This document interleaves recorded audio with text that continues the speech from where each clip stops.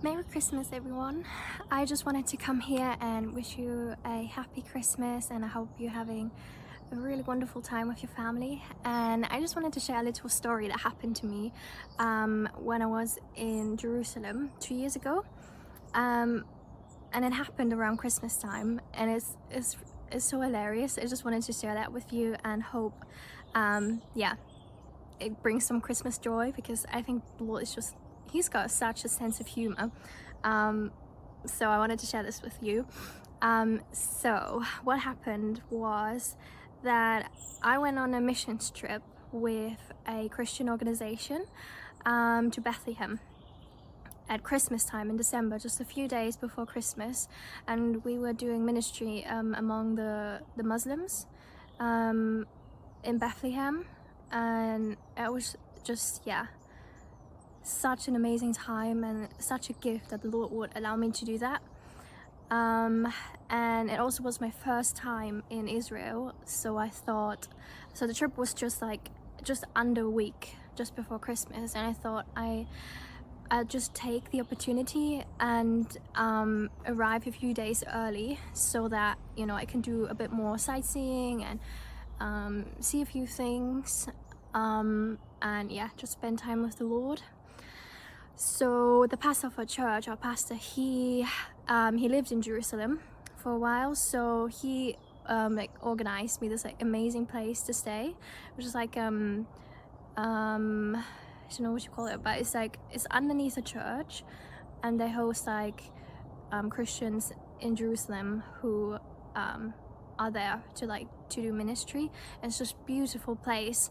So I stayed there for 3 days, and then on the Saturday before Christmas I met the other people in Bethlehem, and there's so many funny stories from that trip. There's a time where I almost got kidnapped, or thought I was getting kidnapped, or me just on a Friday afternoon wandering into the Muslim quarter in Jerusalem, and just yeah, the Lord, he had his hand on me. he had to get me out of a few situations there. So we spent the time in Bethlehem, and then on our last day of the trip, we wanted to spend the last day and the last night in Jerusalem.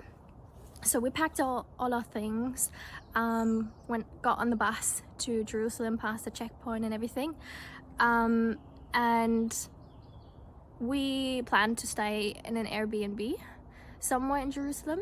So we arrived there at 11 in the morning, and you know, the plan was to drop our luggage off there and then spend the day in Jerusalem and just do a few things. We wanted to go to the Garden Tomb and do a few things there, just not do ministry, but just do a bit of sightseeing there. And when we arrived at the Airbnb, there was literally no one there. We tried to ring the doorbell and tried to get in somehow, but there was no one answering, there was no one there. And our team leader, he tried to obviously contact the person of the Airbnb, and no one was getting back to him. So we waited there for quite a while, but then it was in a block of flats. So there was this really sweet lady, and she offered to keep our luggage for us, because we realized that check-in wasn't until the afternoon, 4 p.m. or something. So she was really kind and took in our luggage so that we could just go off and spend the day in Jerusalem. So we did that, and yeah, we had food, we went to the Garden Tomb, spent really amazing time there, and then because it was December, you know, the sun started to set quite soon, so we were just doing our thing in the Garden Tomb, and then trying to wrap everything up, our trip.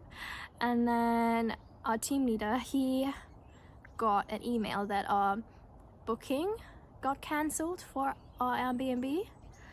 So we literally had no place to stay. in Jerusalem, and it was already getting dark, and none of us were obviously local, so we didn't know anyone in Jerusalem. But there was such a sense of peace that we know the Lord is in this, and we know something will work out, and it's actually quite kind of exciting. And you know, I'm sure you can like remember a story that was kind of familiar of people in the vicinity of Bethlehem around Christmas time who had no place to stay. So it's kind of funny. But because, you know, I spent the 3 days in Jerusalem before we did the ministry trip in Bethlehem, I obviously knew of a place where we could stay, potentially, maybe. That was like the only thing that we could think of, was this place beneath the church, you know, that took in Christians that are doing ministry in Jerusalem or their surroundings. And then in the garden tomb still, not in the literal tomb, but in the garden, I tried to call them. Obviously they didn't answer. Tried to reach them, message them, they didn't answer. So the Lord literally had us walk there by foot to the place, with no place to stay. Literally, the sun setting, and it was dark, and us humbly ringing at the gate, and just, you know, the lady coming out and was saying, you know, I'm so sorry, but we don't have a place to stay. Didn't have anything booked for that place, so it would be possibly, you know, be able to stay at, you know, at this place. And I don't know how many people, I think it was like one family, and then three other ladies, and then including me. So yeah, so it was a few of us, and just to know the experience of like ringing at that gate and, you know, having no place to stay and asking, could you please take us in? Honestly, it felt like we were part of like a nativity play. And then you know, she kindly invited us in, and we were able to sit, and she said, oh yeah, I forgot to speak to the manager or whoever. So we were sitting there not sure if we'll be able to stay, and then after a while she came back and said, you know, there was this group that literally just left before you came, and because of that we actually got room for you. The only thing is that, you know, you would need to like redo the bedding and things like that yourself, but we were so happy to do that. And in the end we actually saved money as well, because luckily the Airbnb person refunded the money for the Airbnb, and then this place was actually so cheap that we ended up saving money, and we ended up having a place to stay in Jerusalem after all, and then went back to our homes, different homes. I went back to Germany, that's back to the UK for Christmas. So I just love that story of how, yeah, just how the Lord provides, and he knows what's gonna happen. And yeah, you know, it's like when you're in the Lord's hands, obviously things can get stressful, but it's also like you can just take things with a sense of humor. And then in the evening we also, like, it was Hanukkah as well around that time, so we went out and they had like these Hanukkah donuts.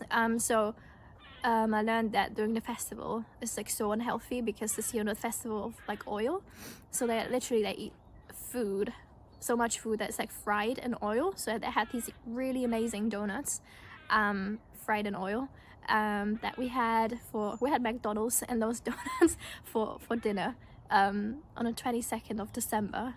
And yeah, just, yeah, knowing that the Lord is good and has, you know, has got us. So I just wanted to share that with you, and yeah, just hope that you have a joyful and blessed Christmas wherever you are. God bless you.